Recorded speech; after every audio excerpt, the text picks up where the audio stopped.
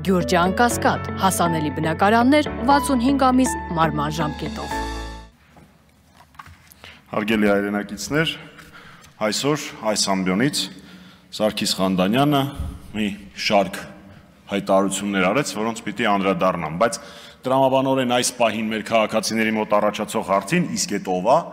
պատասխանեմ, որ դա ազգային ժողովի արտաքին հարաբերությունների հանձնաժողովի նախագահի պաշտոնը զբաղեցնող անձն է, որին դուք դժվար այդտեղից ճանաչեք, լավագույն դեպքում ճանաչեք, որ ժամանակին Arm կոմեդիում ժողովրդի դերակատարություններ վարում, իսկ հիմա անդրադառնանք խոսքին։ Պարոն Խանդանյան խոսում էր իսպանական ամոթից, դե դուք շատ պիտի որ դա զգացած լինեք, հույս ունեմ զգացել եք։ Երբ որ Պրահայում Նիկոլ Փաշինյանը Արցախը Ադրբեջանի կազմում էր ճանաչում, երբ որ ՄԱԿ-ում Հայաստանին անդրադարձնում էին Փաշինյանի ասածները,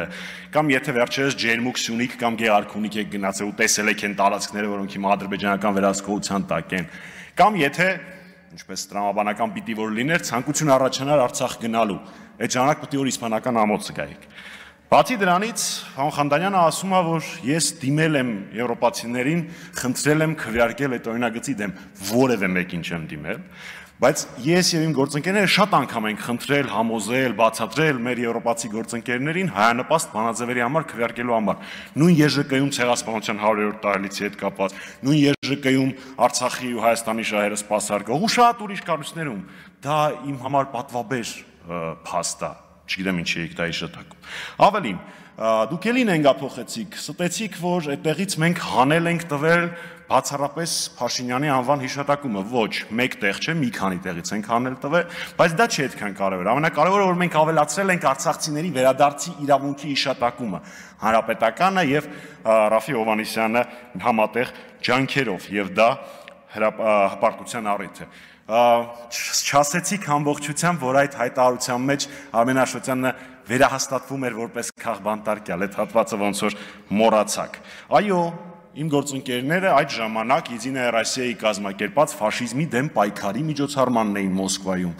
եւ կարծում եմ, որ Հայաստանի երևի քաղաքացիների ճնշող մեծամասնությունը լսել է այնտեղ Շարմազանովի ելույթը ու տեսել է, թե մենք ինչպես ենք ադրբեջանցիներին պատասխանում։ Իսկ դուք նույնիսկ երբ որ անձնապես ձեզ ա վիրավորում ձեր ադրբեջանցի գործընկերը չեք անդրադարձնում, էլ որ մնաց Հայաստանի մասին հարտահայտություններին պատասխանեք։